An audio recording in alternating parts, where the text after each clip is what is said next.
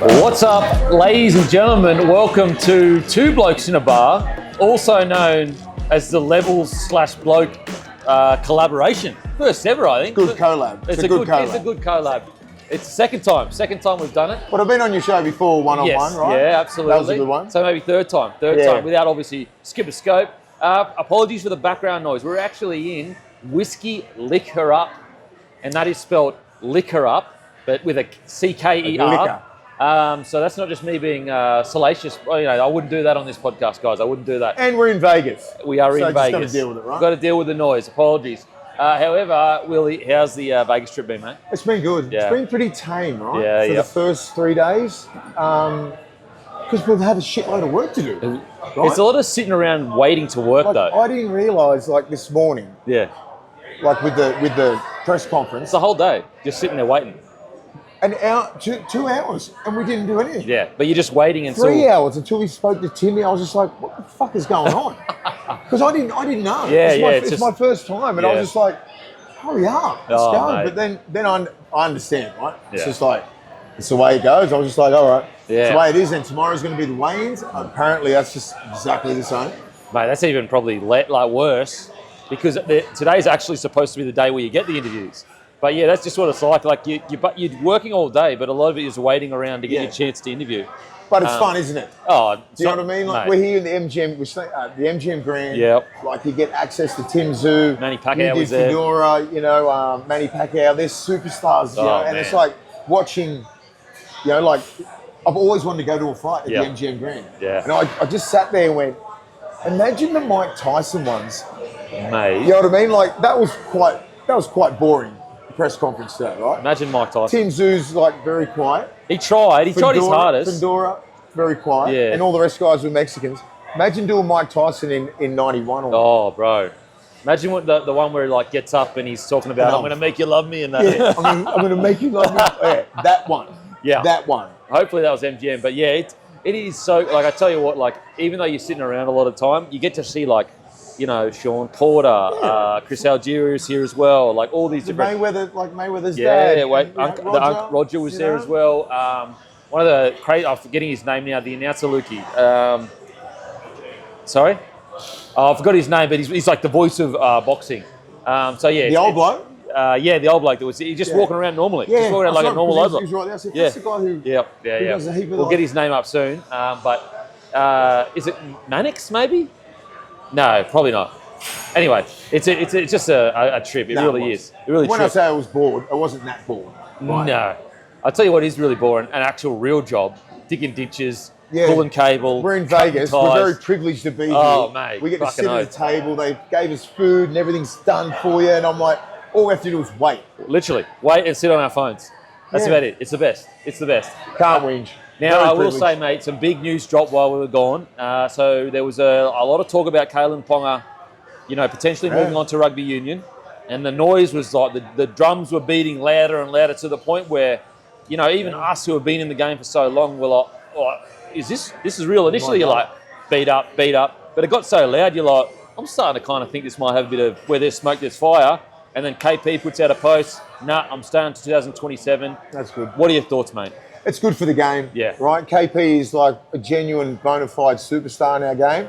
We lose him, that's just another massive name. We can't afford to do that. To Union, Union is struggling at the moment, right? Oh, massively. They need superstars. Yes. Look like Joseph Suaalii, look where he is. He's front and centre of every single campaign that they're doing. And he wasn't even a star in league. Yeah, and he wasn't a superstar in league, where Kalyn Ponga is a superstar in league.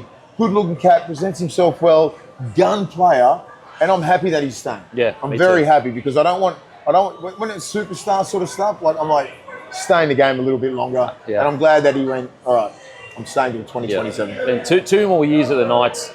I just think that when you think about, okay, let's say he was to leave. Yeah. And then you go, well, what star power is going to draw people to the games? Obviously the Knights are literally the most loyal fans in rugby league. But, if he was to leave, you look at that squad, you've got guys like Bradman and Best and that, but they're not on the level of a KP. Nowhere near it. I don't think anyone, and as I said, KP is like a top 5 most popular sort of player. Oh, mate. Right? You've probably got Reece Walsh, Kalyn Ponga. Latrell moves the needle. probably 3. Yeah. Right? As they're like the genuine 3 rock stars. You turn up to games to watch them play. Yeah, right. absolutely. And to lose that sort of player, to even think about it, would have been the biggest. What a shock to the game, man. Oh, Cleary as well. Cleary's Cleary, yeah, but like, obviously. Yeah. But yeah, I'm glad he's stayed. Yeah, absolutely. I will say, Willie, I'm a bit of I like to build things out of like, how does it come about that even us were convinced he might be going? Because I've always felt we don't need to worry about league when it comes to Ponga going to another club. I always felt that if it's going to be a challenge, it's going to be from Union. Yeah. But I've got a feeling, and guys, speculation, so I've got no evidence for this, I'm just reading the tea leaves. I reckon it came from the club. I reckon the club looked at that contract, looked at his winning percentage, and the club was the one leaking this information to try and get him out there. Because where else did it come from? Yeah. Journos get told by someone. Someone says something. 100% it leaked out. From which side? It doesn't benefit Kalyn Ponga for that to leak out because he said he's staying. It's a weird one. I like what you're talking about. You know what I mean? Like, okay, so there's a huge shift at the club. The coaches might be going, might be moving on. Dylan Brown's coming on at $1.2 million. Kalyn Ponga's been there for quite a while now. The young kid. He's a fullback, not a six. So like all this made sense, and I was just thinking, it probably made sense for the Knights to go and part ways, right? Because they can't get over the hump, right? They're not going to win the comp, right? So Sharp, fullback, Dylan Brown, 5'8", and if we lose KP, well, we tried for the last 5 years, and it hasn't worked out. And that's why in the post he said, "I want to thank my supporters." And I don't know, I'm probably reading too much into it, but like if you're Kalyn Ponga, and you're like, where is this information coming from? But why would they do that? Well, because he's on 1.4 million, and there's a newish Peter Parr got there a couple of years ago. O'Sullivan got there, I think, about 12 months ago. He was the Warriors and the Dolphins. Yeah. And I just wonder whether they were trying to kind of make it happen. Make some room on the cap. I don't have any evidence for it. Well, we said it last week. I said it makes sense to me, and I'm not sure it comes from wherever it comes from. Yeah, it's just speculation at this stage. But I was like, it makes sense because Fletcher Sharp is not a 5'8". He's not a 5'8". He's not a 5'8". He's an out-and-out fullback, and you could probably get him for nowhere near, not 1.4, probably 400K you get him 400, right? And then you can go and get another sort of a halfback, maybe. Easier said than done, right? Trying to get a halfback, but bolster your forward pack up a little bit more. It's desperate for forwards, right? Desperate.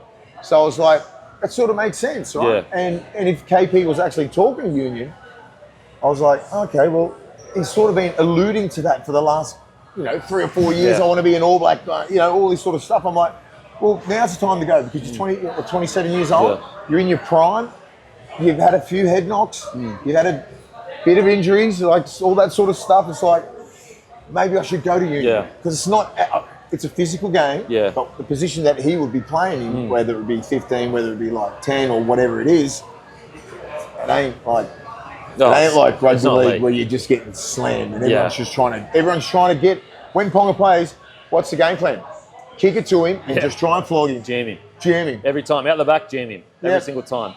I will say as well, he definitely wouldn't have walked into the All Blacks. Fuck no. So you get like if you're KP, you're sitting there going, all right, I'll go to a Super Rugby club. Right now, let's say he was going to go New Zealand. Right now, New Zealand rugby is in like all sorts. There's like an $80 million loan that's like crazy. So you're KP, there's no way a Super Rugby club would be offering him $1.4 million. No. And so you've got to ask yourself, if you're KP, you'd have to go for probably $800K from a Super Rugby club. You're at long odds to play for the All Blacks. You've already alluded that you kind of don't want to play for Australia. Like that's already kind of been out there when it comes to, that last year when he was going to get selected for the Kangaroos and then all that stuff happened.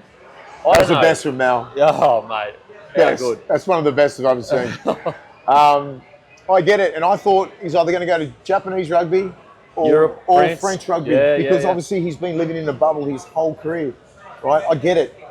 If you want to get out of the game, go now. Go all the way out, and get the hell out of here. Don't just go to the All Blacks because that's probably way more pressure than any other team that he's ever played for. And the chances of him making it, like, honestly, when you look at that All Black side, like, they probably put him in the squad just to, like, KP is a part of the squad, whatever. A bit like RTS. Like, RTS was a Dally M winner, just like KP. And he made the squad, but he didn't go out and absolutely dominate it. With Union, right? if you're a leaguey going over to Union, right, they stick together. Oh, of course. You know, like the amount of tries that Wendell would have scored if Latham had a pass inside. Do you remember that? Like, you know, like because they don't.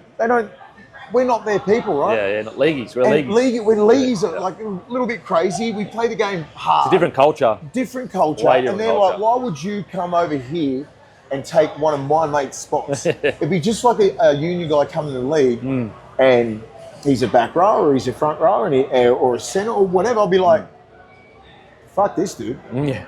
You know what I mean? I'm Mate, you know what's funny? It's I didn't realise it at the time, but I look back now and I experienced it coming from soccer, that the leagueies were like, who the fuck's this bloke? Like, just rocking up to a pre-season, you know, getting picked out of under-19 Colts, getting put in reserve grade before blokes that made under-19s, under-18 Queensland sides.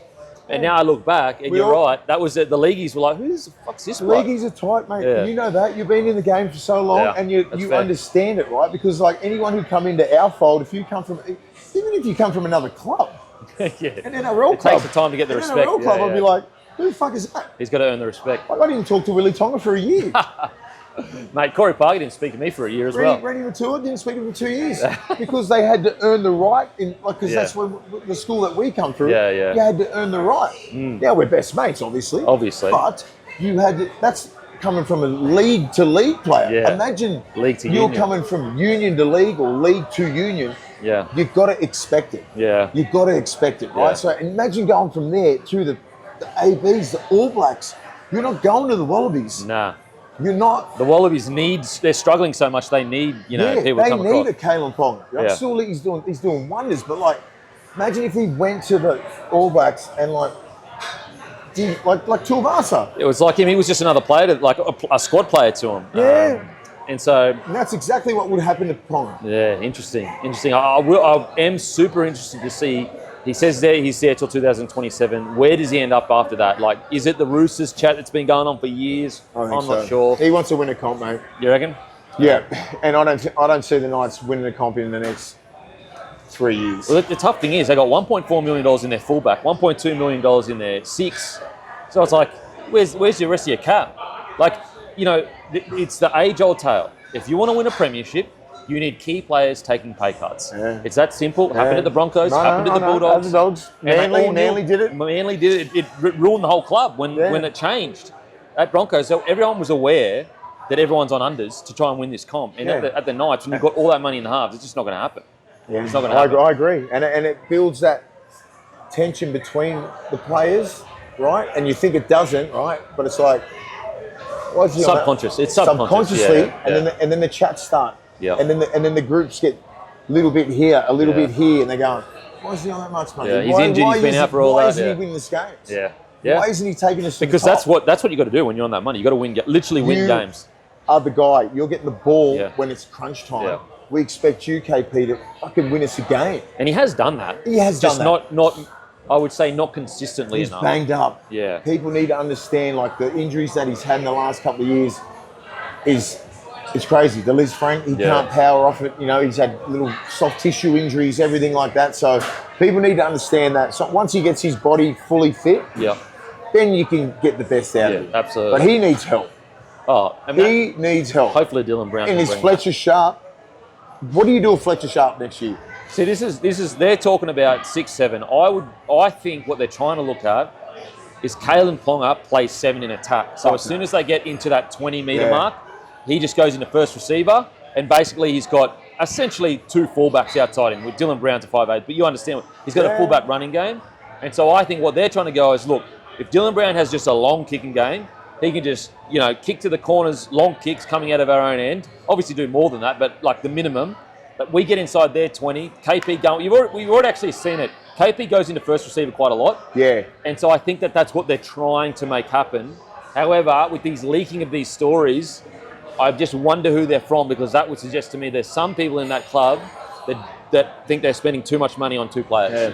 Yeah. And him being at 7 is the biggest waste of time I've ever seen. I wouldn't play him I'd play him at fullback. But I know, but just say at 7, the amount of the skill sets of the middles right now, and you want I would love KP to play first receiver. Yeah. I do not Less want him time. around the back. Yeah. I don't want him around Less the back. time and space. Get the ball, and then what's he going to do? Little dummy. The inside pressure will absolutely destroy his game. Yeah. So I don't think that's the case because you're taking away his strength. Yeah, which is around space. the back and skinning like the 4-man and bringing him in and playing. He plays out the back, plays out, plays short. He's got he's got this higher skill set. You put him at first receiver in the red zone, defend him at fullback or whatever. Stupidest idea. Yeah. Alrighty, next big topic. Cowboys got defeated by the Dolphins. Looks like this season is essentially over. Peyton under pressure. What are your thoughts on the Cowboys, and should Peyton be under pressure? Well, Peyton will be, because you need to win, right? That's 2 years in a row, no top 8, especially after that year that they had. I think they squeezed through last year, but the year before I think they missed. I think they might have squeezed through. Did they get through last year? Yeah, they made for 2 years. 2 years, wow. So, Todd Payton, I heard, has been under pressure for at least the last 18 months, right? Okay. And there's a guy called Josh Hannay, who's touted as the next big thing as a coach, right? Yeah. North Queensland boy. Yeah. Played for North Queensland. Played for Queensland. Very beloved up there. Got a good track record with Queensland too. Yeah, and they reckon he's the guy. So if North Queensland, I backed North Queensland because I thought this is the game that they need to win to start a little bit of a roll if they wanted to make the 8. Yeah. And they turn up like this. And the Dolphins are very beatable right now, right? I get it with Katoa and a couple of guys playing. There's so many players out. They've got like 6 or 7 starters out. And you still get dusted like that. Yeah. It's not good signs. It's not good signs. And I love Big Rod. He's a good friend of mine. But like, I know what they're like. They want their own up there. Yeah. It's tough. It's so hard with the Cowboys because anytime I feel Peyton's under pressure, they respond really well. I think the difference is it doesn't seem like they're responding really well this year. No. Whereas like last year, I'm pretty sure they went on a bit of a run last year and they ended up making the 8. Came 5th. And I think that's when the Sharks... They had a good year last year, didn't they? Yeah, and Sharks beat him in the prelim, I'm pretty sure. The semi-final, then they played the Panthers in the prelim. But yeah, so like last year they went through a similar situation. I think they started the year really poor, and then I was sitting there going, I think Peyton's under pressure, and then they just went on this crazy run. The problem is that that's all well and good, but you can't really build a long-term. You can't build towards a premiership like that, where you're going on these runs in the season. Very inconsistent. And we saw this year that when he tried to have that push where we started poorly or whatever, they just didn't respond, and now they're struggling. But you have a look how they play, right? They play in like 20-minute spurts. Yeah. Like they'll be really good. No, it's that. Yeah. They'll be really good for 15, 16 minutes and put 16 points on you. And then the rest of the half, it'll even back up, and then they'll have a crack in the third quarter, and then end up getting beat in the last quarter. I'm like, how the fuck do you do that? It's super inconsistent. And is it coaching or is it the players that he's got? So the last week when they played the Dogs, I thought that was one of their best performances. And they probably should have got us. Just the worst completion. They dropped the ball because they dropped so much. Oh right? my God. So if they didn't, they probably nearly would have got us. Because they were running hard. Do you reckon that's because the Bulldogs' attack is so poor, and that's why the game was close? But we defend so good, so well. You can't give us field position like that. You can't do that. Whatever they did. I watched the start of the game. I went, "Ooh, we're in trouble here." And then when they started making stupid mistakes, and we just go strangle, play that sort of game, complete your sets, get to the end of sets. Jam them down there, and I was like, God, because that was a game where we were a little bit off, and they still couldn't capitalise. It's going to be interesting because there are a few coaches under pressure, and Hannay seems to be the next man up that everyone's talking about. And it's a little bit like the Serraldo situation that he had quite a few choices, and I just wonder with the Cowboys whether they need to make a tough call now, and that tough call could be we're staying with Peyton, but if they don't make a call now, they could miss out on Hannay because obviously Adam O'Brien's under pressure. Desi's gone. Like, I know he says he's not, but he's gone. And so that's at least 3. Then you've got to mention Benji to a degree. He's not, under as much pressure, but he's still under pressure. And so if you're the Cowboys, if you want to get in, you got to get in now, Bahane. And that's a tough one. That's a tough call that you're going to make. Does Big Rod deserve to be sacked? And they've made the finals every year except for 2 of the years he's been coached. So three years they have, I think, and 2 not. Yeah. It's a tough one. I look at the only thing one of the things I have in Toddy's favour is that he didn't sign Taumalolo on this 10-year deal. No. So he's got a forward pack with his main forward on a $1 million deal that isn't really playing much footy. When's the last time he played? And so it's like, and look, maybe you could say that's partly Peyton's fault for not, when he got to the club, he kind of singled Taumalolo out. Yeah. I don't know. Whoever's fault it is almost irrelevant. What the facts are is he's got a $1 million player that isn't playing that much in the forwards. He could use that $1 million for another big forward to come to the club. I don't think he's played for 12 weeks. Mate, probably. Yeah, probably around that, seriously.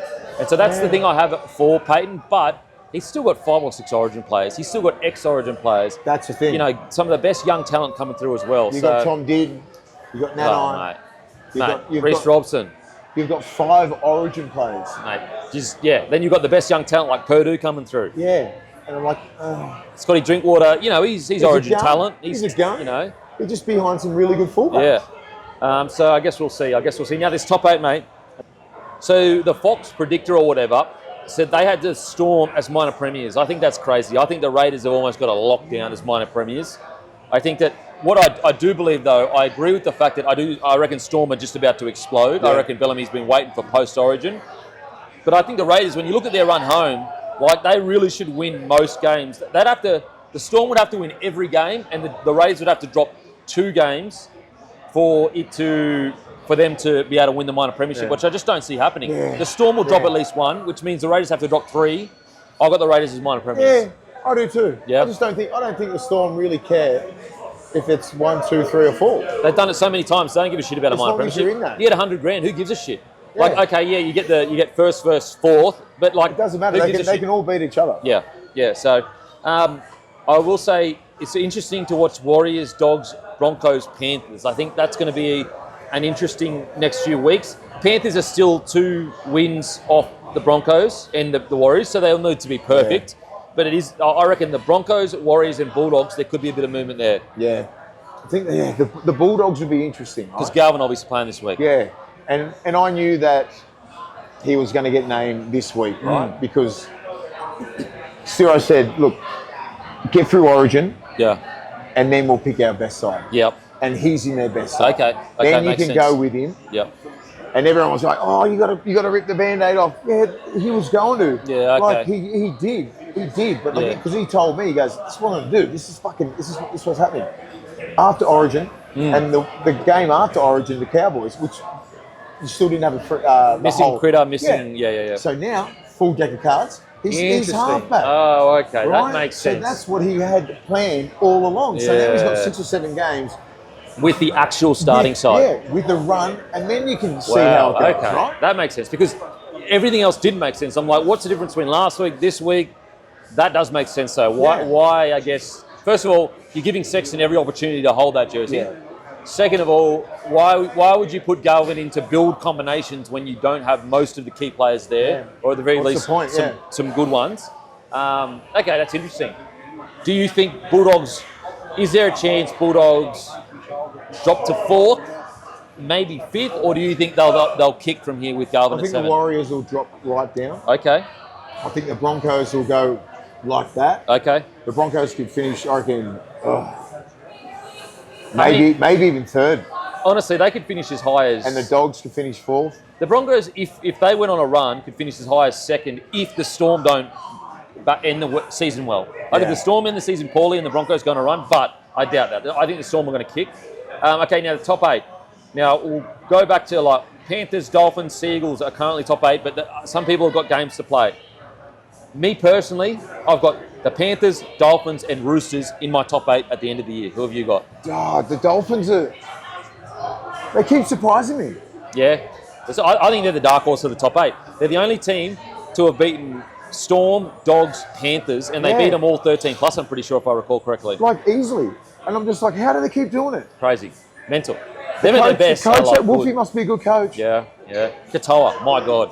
I've never seen anything like him. If you were going to sign a 10-year, Deal? I'd do it tomorrow with him. Bang, right now. I'd have like, I'd say to him, listen, we can give you 1.5, but we'll never win a premiership if we give you 1.5 because we need to save money to get someone else to the club. Fuck it, just give him whatever he wants. Fuck. I've never seen a 21-year-old like that. You know what? Look, it's a big thing for NRL. It is, for sure.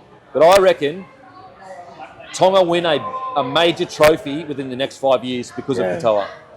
I reckon The next it happens. World Cup or the World Cup after that. The next 5 years, they win a major major trophy because that's the only thing you've ever missed. That's the only thing that Tonga's ever missed.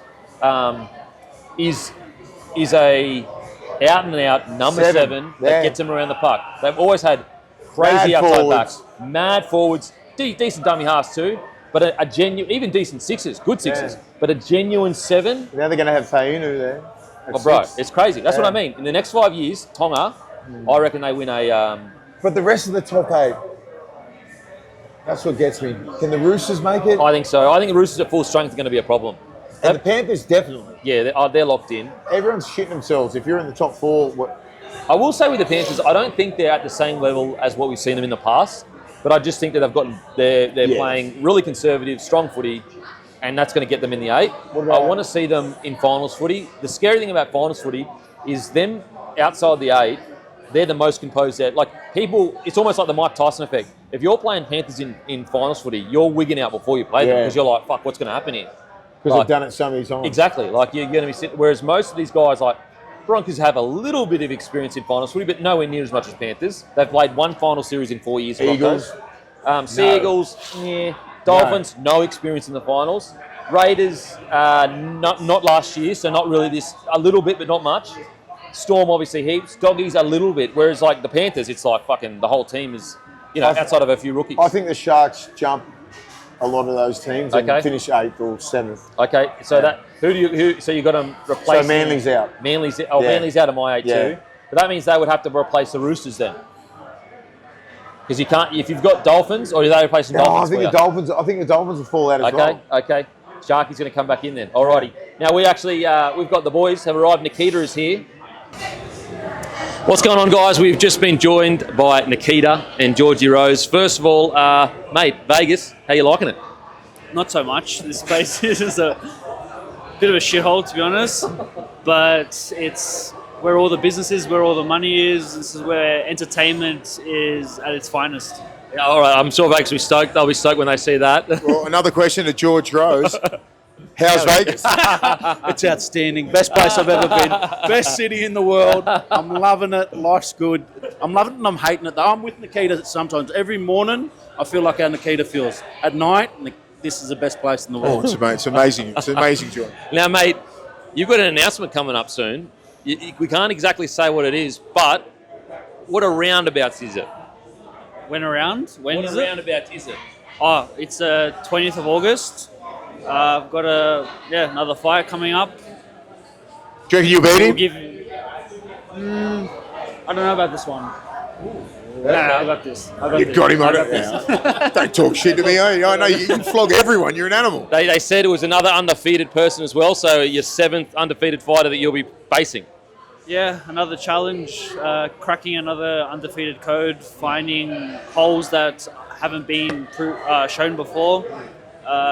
This is something that I was dealt with from the very start. I was fighting undefeated fighters pretty much, I think every single fight until it was like... But anyway, a lot of them. You've had a hard run. Nikita, you're in Vegas, right? MGM Grand, your brother's fighting. Is this your aspirations to get here and fight in a massive fight, world title fight? It's a pinnacle. This is like Everest. Getting here, but then also staying here as well and being able to defend belts multiple times out here. That's the ultimate dream for any aspiring fighter. All the greats have done it, so of course. Yeah. And your brother's obviously fighting this Saturday here, Sunday obviously, 10 a.m. Sunday, main event and KO. Mate, how you feeling? It's a rematch. We saw the last fight, dramatic, the cut, everything like that. How you feeling heading into this one? I mean, I feel like Tim's he's in a good position. He's very confident. I really enjoyed seeing him in his last couple of sparrings before he left, and the condition that he's in, the intention behind his punches, they're different. Actually, I have noticed physically he probably looks the best he's ever looked at the moment. Would you agree? Yeah, well, I think he's actually the lightest he's ever been at this point in time. Even like fight week, he was only a few kilos over. So he's in amazing shape. He's going to rehydrate very well and is going to come out as a bigger fighter. Nikita, do you spar your brother? We got banned from sparring each other a couple of years. Because you go too hard? We both go too hard. Do you reckon you get him? I got him once, and then he messed me up more.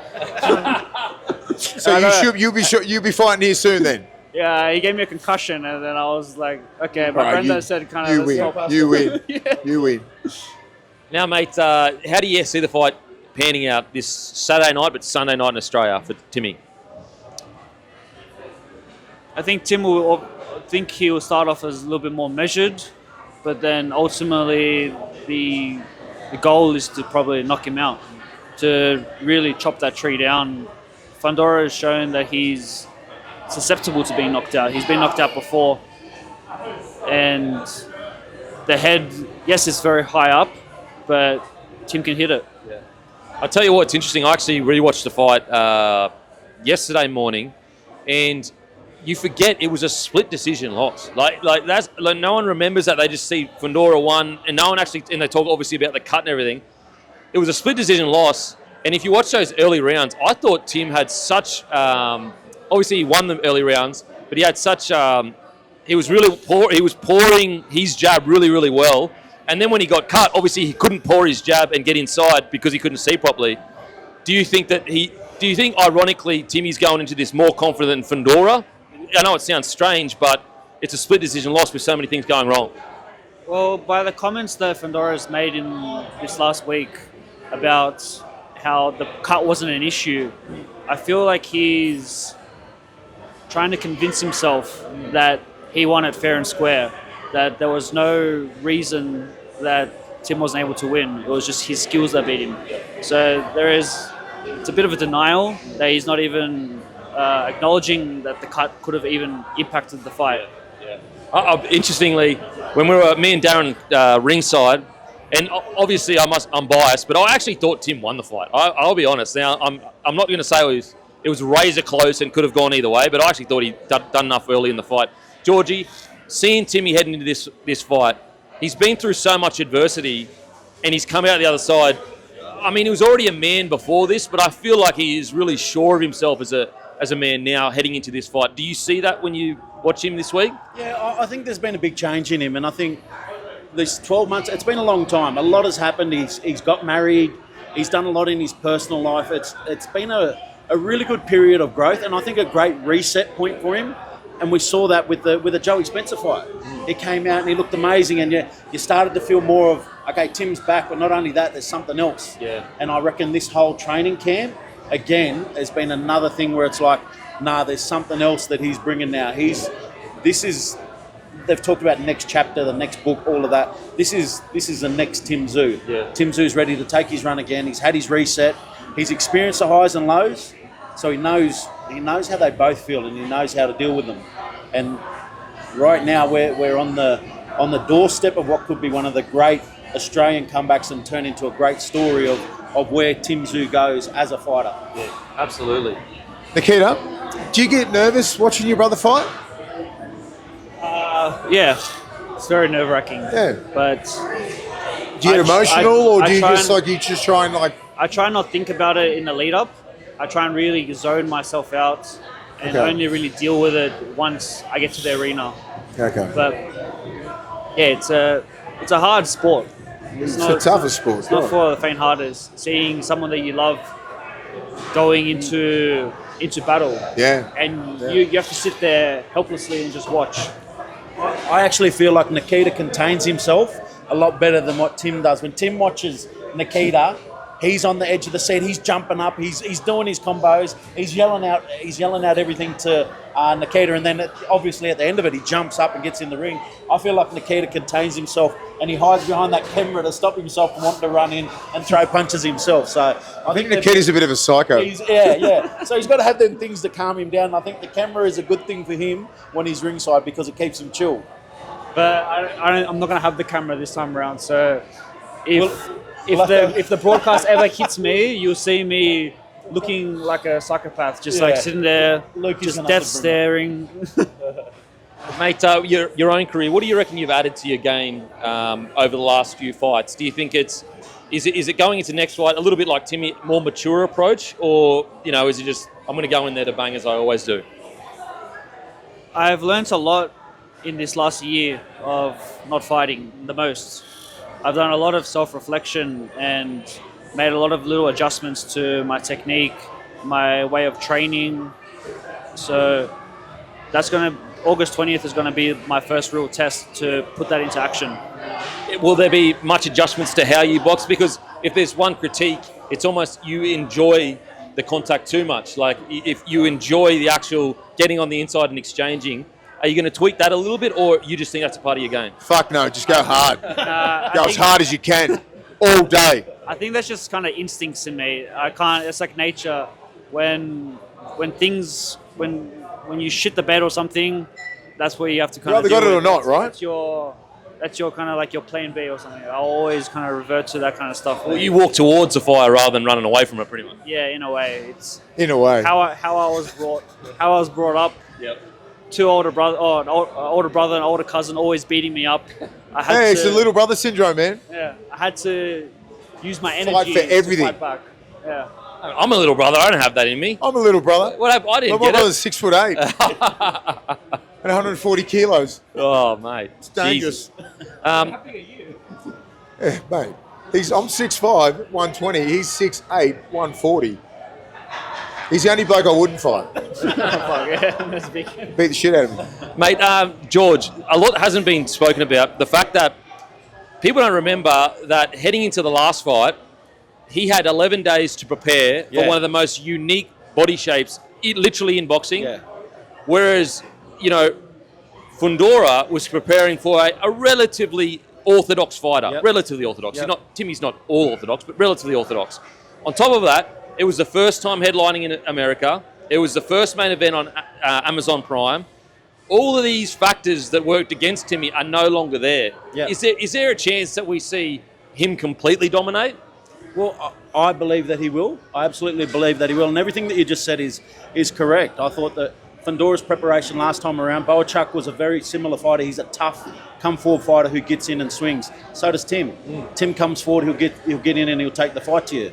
I believe Tim's got a lot more talent than Boachuk, but I think the Fundora had a much more smooth transition in opponents last time around, and this time Tim's had a great camp.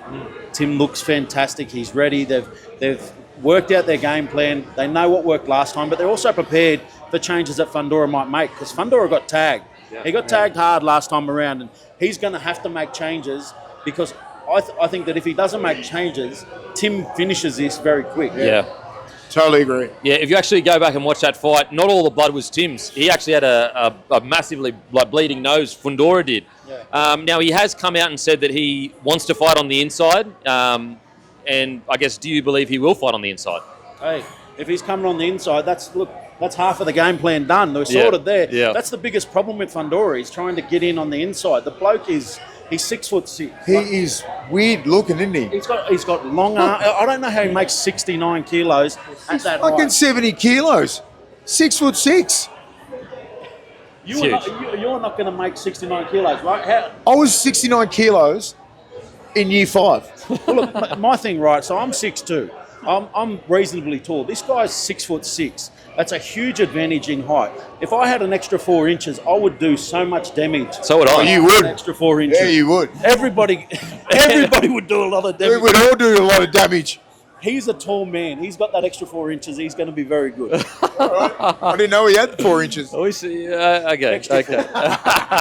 Now, Nikita, have you put any voodoos on anyone lately, or worshipped any, I guess, gods that have been forgotten, or are you just doing normal things at the moment? That's all in private. I'm not going to bring that stuff up for the public. Mate, so the announcement will be on the 22nd of July.